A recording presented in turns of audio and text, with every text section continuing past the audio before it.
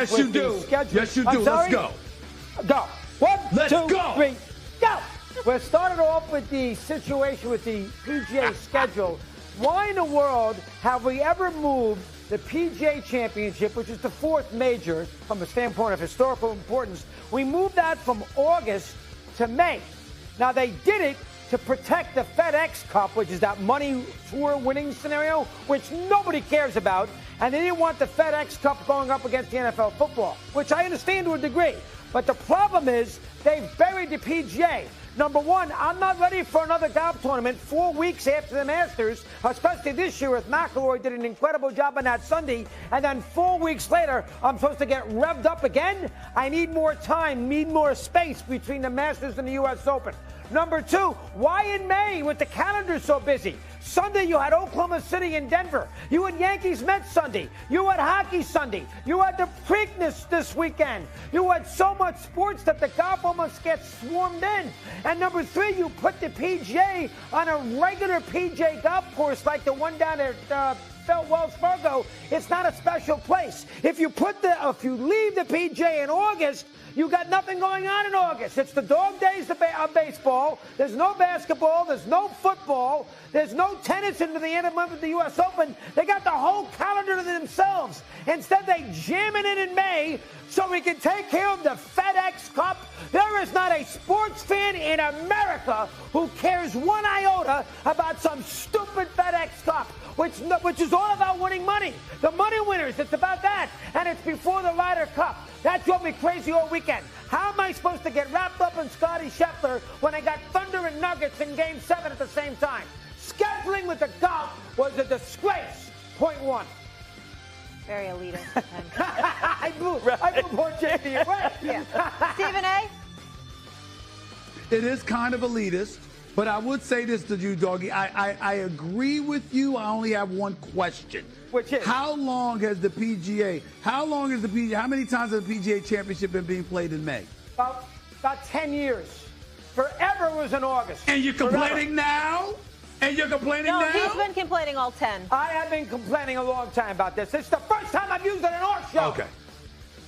Big Perk, okay. You mad well, about you've been it? on the show for over 2 years. So go ahead. 3 years. I'm actually mad. I'm actually mad at Mad Dog. This is my first time being on the Mad Dog segment, and I felt like the energy wasn't there. Not the same. Energy wasn't there. I thought I was good with that. The energy was there. No. The energy was there. No. I've seen him at his peak, in his prime. You're just spoiled because you're just waiting for him to take you out to dinner. You got him on your bucket list to watch a game with him and stuff like We're that. We're going to do that. You're just salivating over that. I think you're judging him harshly. All right, number two. No. I know it's more in Mad Dog. Okay. All right. I'll give you a good one here. He's hyping you up, number two. He is. He's hyping you up. How about Juan Soto's week?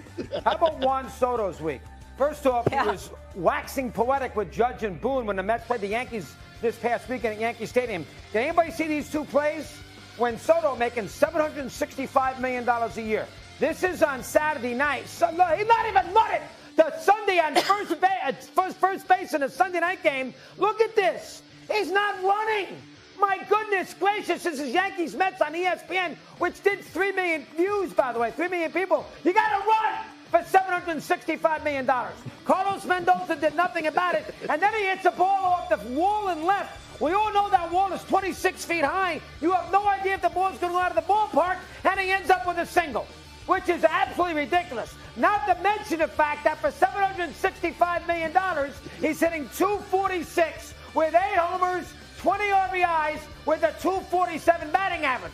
Meanwhile, Judge, who we left with the Yankees, is playing like Ruth. 403, 16 homers, and 43 RBIs.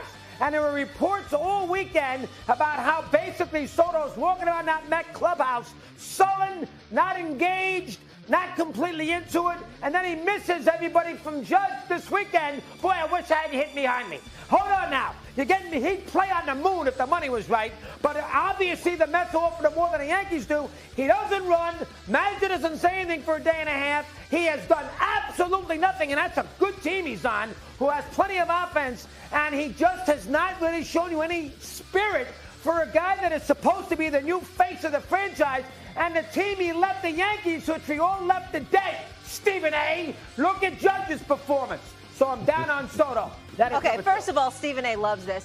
But how much does it drive you nuts if your players don't hustle?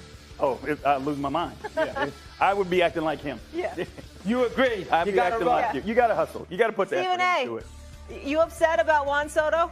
Doggy, why would I be upset at him? He's not a Yankee. I'm He being didn't do that in the facetious. Yankees uniform. I mean, he departed from the Yankees. This is what happens when you go, from the Yankees to the Mets. I mean, it's just, you realize that there's just a little vibe, a little fervor that has diminished precipitously, and that's what has happened. But in all seriousness about Juan Soto, who, by the way, batted 1 for 10 against the Yankees in that series, okay? Didn't do anything, all right? We understand that. The flip side to it is that as much as I love me some Aaron Judge, I need Aaron Judge to show up like that in the postseason. I know Juan Soto will.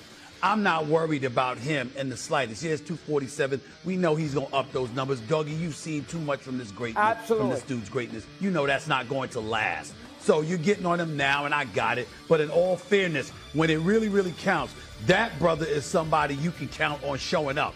I'm hoping I'm going to be able to say that about Judge and the Yankees. You got to run, though, Steve.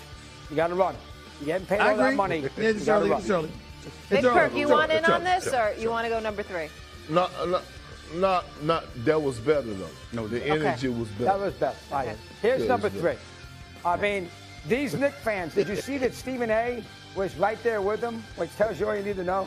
How about these Knicks fans on Friday night when they beat the Celtics? Hold on now, take it easy. You're only halfway to an NBA championship. This is New York City.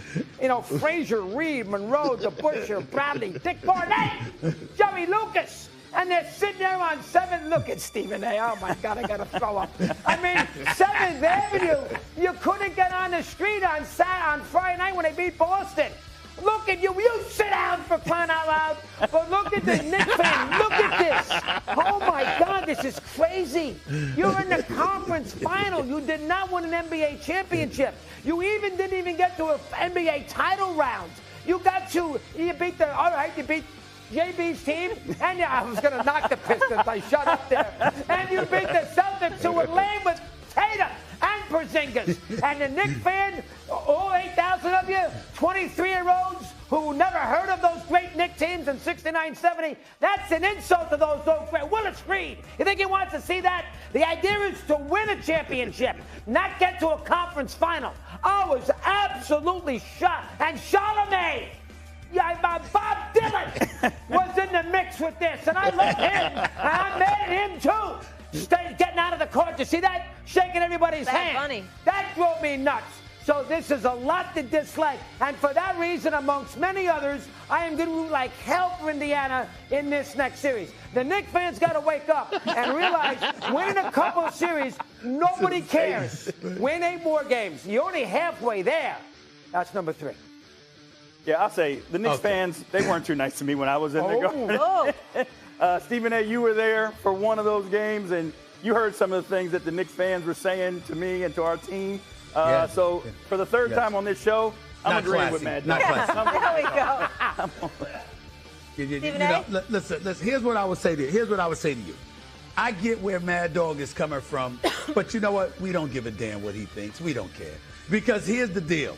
The fact is, when you haven't won since 1973, the closer you get to the throne, the more excited you get. We can't rely on this. Detroit's not going away. You see that man in studio with you. The Detroit Pistons are coming. You understand? Make no mistake about it.